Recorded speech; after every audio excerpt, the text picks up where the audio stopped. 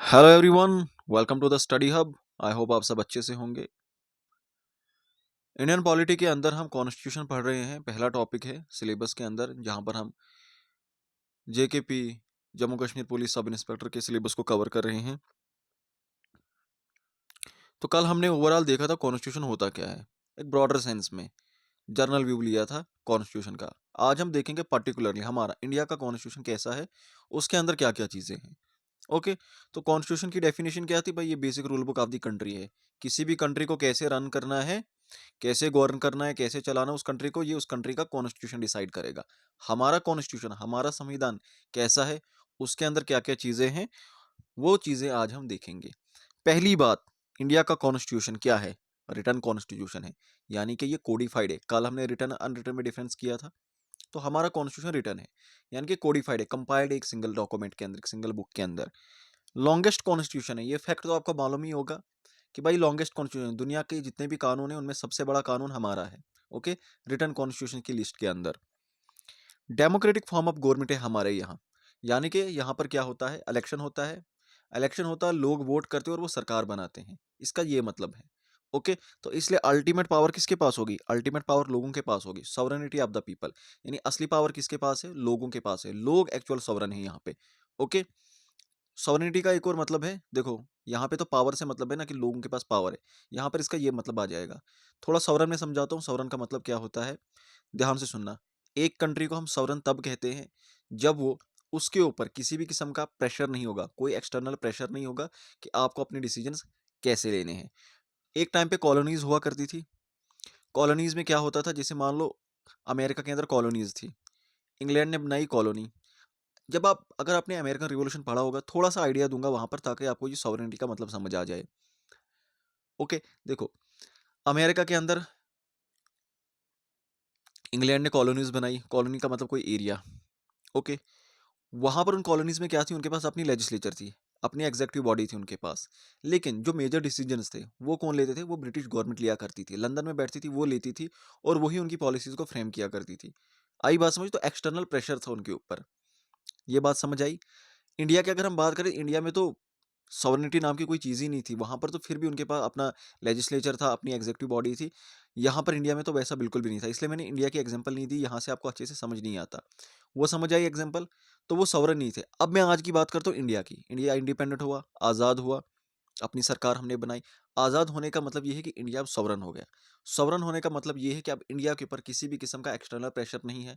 America ये नहीं बोलेगा कि हमें रशिया से तेल लेना है या नहीं लेना। ये समझ रहे हो ना आप? ये हम डिसाइड करेंगे, हमारे नेशनल इंटरेस्ट में क्या होगा, उसके अकॉर्डिंगली हमारी पॉलिसीज काम करेंगी। ये बात समझ आई? ओके।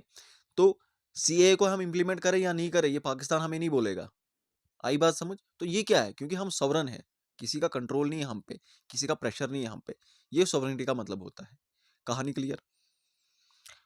ओके। उसके बाद पार्लियामेंट्री फॉर्म ऑफ गवर्नमेंट है, दो लेवल पे है ना। देखो, सेंटर के अंदर भी हमारे पास पार्लियामेंट तो है ही, एक लोकसभा है, लोअर हाउस लोकसभा और अपर हाउस राज्यसभा। इवन कि हमारे पास स्टेट लेजिस्लेचर की अगर हम बात करें, वहां पर भी हमारे पास क्या है, देखो हमारे पास क्या है, 6 ऐसी स्टेट्स है जहां पर हमें बाई कैमरालिज्म देखने को मिलता है। ये चीज देखो, जब पार्लियामेंट्री फॉर्म ऑफ गवर्नमेंट पढ़ाऊंगा वहां पर डिटेल में पढ़ाऊंगा। थोड़ा सा आइडिया यहाँ पे दे रहा हूँ, थोड़ा सा आइडिया दे रहा हूँ यहाँ पे, मैं समझा रहा हूँ थोड़ा सा, इन a nutshell. In a nutshell मैं बता रहा हूँ पार्लियामेंट्री फॉर्म ऑफ गवर्नमेंट क्या है। ध्यान से सुनना मेरी बात, ध्यान से सुनना। सेंटर के अंदर आप देखोगे, सेंटर के अंदर हमारी पार्लियामेंट है, और इस बार तो नई बिल्डिंग बना ली। वहां पर दो हाउसेज हैं, एक है लोअर हाउस जिसको लोकसभा बोलते हैं, एक है अपर हाउस जिसको राज्यसभा बोलते हैं। ओके। कोई भी कानून जब बनना होता है, मान लो लोकसभा में आया, किसी भी हाउस में मान लो एक ऑर्डिनरी बिल पास करना है, कोई भी कानून बनाना है, लोकसभा में आया, फिर वो राज्यसभा में गया, फिर प्रेसिडेंट के पास गया, उसने साइन दिया और वो कानून बन गया। सिंपल, नटशेल में बता रहा हूँ। ओके। ये होता है, ये जो दो हाउसेज है ना सेंटर में, लोकसभा राज्यसभा, इसको बाई कैमरलिज्म बोलते हैं। आई बात समझ? और हम देखते हैं हमारी जो स्टेट्स हैं, इन स्टेट्स के पास भी क्या है, अपना अपना लेजिस्लेचर है। आपके एमएलए होते हैं ना, आप इलेक्ट करते हो, वोट करते हो, उनको चुनते हो, वो आपकी लेजिस्लेटिव असेंबली में बैठते हैं, जिनको आप एमएलए बोलते हो। तो वो जहां पर बैठते हैं वो क्या है, वो स्टेट लेजिस्लेचर है, वो भी एक तरह की पार्लियामेंट की एग्जाम्पल है। आई बात समझ? अब यहाँ पर कुछ स्टेट्स में बाई कैमरलिज्म भी देखने को मिलता है। 6 स्टेट्स हैं, यूपी, बिहार, ऐसे याद रखना। देखो मैं क्लब करके बना रहा हूँ ना, यूपी, बिहार, महाराष्ट्र, कर्नाटका साथ साथ में है ना, और उसके बाद आंध्र प्रदेश, तेलंगाना, ओके, साथ साथ में है। तो इनके पास क्या है, इनके पास लोअर हाउस भी है, अपर हाउस भी है। यानी इनका जो लोअर हाउस है जहाँ पर एमएलएज बैठते हैं, और जो इनका अपर हाउस है वहाँ पर एमएलसीज बैठते हैं। लोअर हाउस को क्या बोलेंगे, लोअर हाउस को हम बोलेंगे लेजिस्लेटिव असेंबली, और जो अपर हाउस होगा उसको बोलेंगे लेजिस्लेटिव काउंसिल। ये मैं आपको एक्स्ट्रा ज्ञान दे रहा हूँ, इसकी उतनी ज़रूरत भी नहीं है, बट चलो आपका थोड़ा जनरल नॉलेज बढ़ जाएगा। आई बात समझ। साथ साथ में जो चीज़ें आ रही हैं ये मैं ऐड ऑन करता जाऊँगा, क्योंकि उन्होंने क्वेश्चन कहाँ से फेंकना है, कहाँ से पूछना है, तो ये काफ़ी ज़्यादा मुश्किल हो जाएगा प्रिडिक्ट करना। इसलिए जो मैं ले रहा हूँ ना, वो नोट्स पकड़ो, साथ साथ में उसको लिखते जाओ। आई बात समझ। आप में से बहुत से ऐसे एस्पिरेंट्स होंगे जो शायद पहली बार पॉलिटी पढ़ रहे होंगे। Okay, sovereignty of the people, parliamentary form of government है, फंडामेंटल राइट्स। फंडामेंटल राइट्स तो डिटेल्ड टॉपिक के खुद में ही एक दुनिया है। 3-4 दिन इसी को शायद पढ़ाने में लग जाएंगे, ज़्यादा भी हो सकता है हफ्ता लग जाए इसको पढ़ाने में, तो ये वहीं पे करेंगे।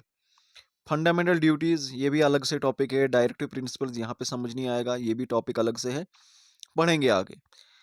मिक्सचर, रिजिडिटी और फ्लेक्सिबिलिटी का कल भी मैंने आपको समझाया था। हमारा जो कॉन्स्टिट्यूशन है इसके अंदर दोनों चीज़ें हैं, रिजिडिटी भी है, फ्लेक्सिबिलिटी भी है।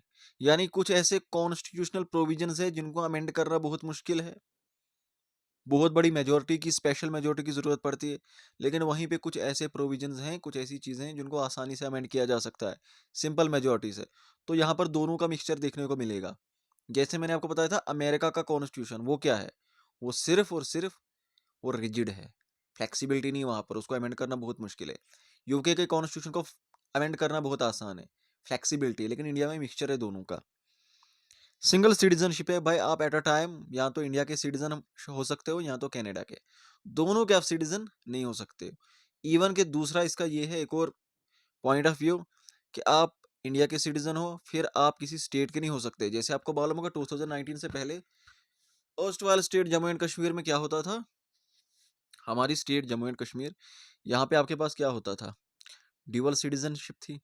आप जम्मू एंड कश्मीर के भी नागरिक थे, आपके पास स्टेट सब्जेक्ट हुआ करता था ना, वो क्या था, स्टेट सब्जेक्ट। यानी कि आप जम्मू एंड कश्मीर जो है, आप यहाँ के निवासी हो। ये स्टेट सब्जेक्ट बाहर किसी के पास नहीं होता था, सिर्फ आपके पास होता था। आपके पास जम्मू एंड कश्मीर की भी सिटीजनशिप थी, और आपके पास इंडिया की भी सिटीजनशिप थी। ओके, लेकिन अब इंडिया में, पूरे इंडिया में एक ही सिटीजनशिप है, और वो है आपका आपका जो डोमिसाइल बना है आपका, वो क्या है, वो आपकी इंडिया की सिटीजनशिप है। Okay, single citizenship. सिटीजनशिप पूरा हमने टॉपिक पढ़ना है अच्छे से। प्रिवेंटिव डिटेंशन सेकुलर स्टेट है। प्रिवेंटिव डिटेंशन ये हम फंडामेंटल राइट्स के ही अंदर पढ़ेंगे। सेकुलर स्टेट का मतलब, सेकुलर ये भी वहीं पे पढ़ेंगे, थोड़ा सा आइडिया दे देता हूँ। सेकुलर स्टेट का मतलब ये है कि भाई स्टेट का कोई रिलीजन नहीं है। स्टेट कंट्री की बात कर रहा हूँ, स्टेट का मतलब कंट्री। स्टेट सभी रिलीजन्स की रेस्पेक्ट करती है, और सभी रिलीजन्स के रिलेटेड प्रोविजंस हैं, और सभी रिलीजन्स को यहाँ पर राइट है अपने रिलीजन को प्रैक्टिस करने का, प्रोपागेट करने का, और ये चीज़ें फंडामेंटल राइट्स के अंदर इंश्योर्ड हैं, दी हुई हैं। ओके, वहाँ पर अच्छे से देखेंगे। इंडिपेंडेंट जुडिशरी है भाई, जुडिशरी इंडिपेंडेंट है, यानी कि हमारे जजेस को, हमारे कोर्ट्स को कोई कंट्रोल नहीं करेगा कि आपको डिसीजन हमारे फेवर में देना है, ये डिसीजन आपने गलत क्यों दिया, कोई नहीं। इंडिपेंडेंटली जुडिशरी फंक्शन करेगी। ओके, सुप्रीम कोर्ट, जब हम कोर्ट्स पढ़ेंगे, सुप्रीम कोर्ट, हाई कोर्ट, वहां पे इसको अच्छे से देखेंगे, इंडिपेंडेंस ऑफ जुडिशरी क्या है, कैसे मेंटेन होती है। Adult suffrage, universal adult suffrage, भाई आप 18 साल से ऊपर हो, आपके पास राइट है कि आप इलेक्शन में, इलेक्शन होंगे तो आप वोट दे सकते हो, इलेक्शन के लिए उठ भी सकते हो, इलेक्शन भी लड़ सकते हो। ओके, अब वो डिपेंड करता है कौन सा पूछा है। एमएलए के लिए कुछ और एज है, एमपी के लिए कुछ और एज है, प्रेसिडेंट के इलेक्शन के लिए कुछ और एज है। Okay, but universal adult suffrage का मतलब ये है, यूनिवर्सल एडल्ट फ्रेंचाइज का मतलब ये है कि आप 18 से ऊपर के हो, आपके पास राइट है कि आप वोट कर सकते हो, राइट टू वोट। ओके, तो ये कुछ बेसिक सैलेंट फीचर है हमारे इंडिया के कॉन्स्टिट्यूशन के। क्योंकि हमने पहले क्या किया था, हमने पहले इन जर्नल कॉन्स्टिट्यूशन देखा, कॉन्स्टिट्यूशन क्या होता है, कॉन्स्टिट्यूशन को समझा। अब हमने देखा भाई हमारा इंडिया का कॉन्स्टिट्यूशन कैसा है, उसके अंदर क्या-क्या चीज़ें हैं। अब इन सब को हमने क्या करना है, इन सब को डिटेल में करना है। आई बात समझ? एक तो ये चीज़ें ज़बानी याद होनी चाहिए क्या-क्या फीचर हैं, क्योंकि क्वेश्चन इस तरह से आएगा, which among the following is a feature of Indian constitution, या which among the following is not a feature of Indian constitution. बात समझ आई? इस तरह से क्वेश्चन आएगा। तो इन सभी प्रोविजंस को, यहाँ पर मैंने थोड़ा-सा आइडिया दे दिया, देखो कहानी लंबी खिंच गई। इन सभी प्रोविजंस को हम नेक्स्ट लेक्चर में अच्छे से डिटेल में करेंगे। ओके, तब तक के लिए thank you so much. Bye bye and take care.